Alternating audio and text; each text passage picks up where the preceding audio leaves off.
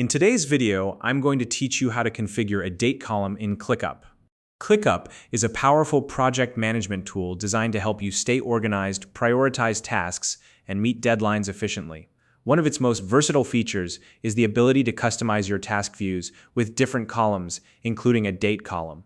Whether you're tracking deadlines, planning milestones, or organizing schedules, adding and configuring a date column can make your workflow much more effective. So let's dive right in and get started. First, open your browser and navigate to www.clickup.com. Once the page loads, sign into your ClickUp account using whichever method you prefer, whether that's your email or a connected service like Google. If you don't already have a ClickUp account, you can use the link in the description below to sign up and start exploring its features. After logging in, you'll want to locate the list you want to work with. To do this, look at the left sidebar in your ClickUp dashboard.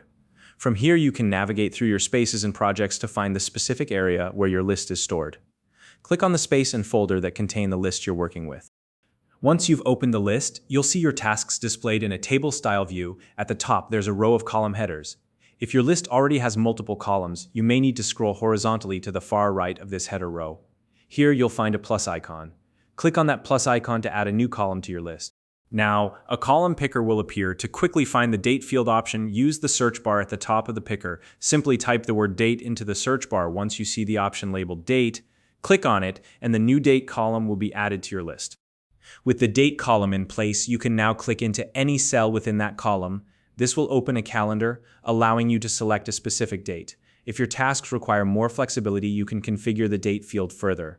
Options include setting it as a single date, a date range, or even adding a specific time for precision scheduling.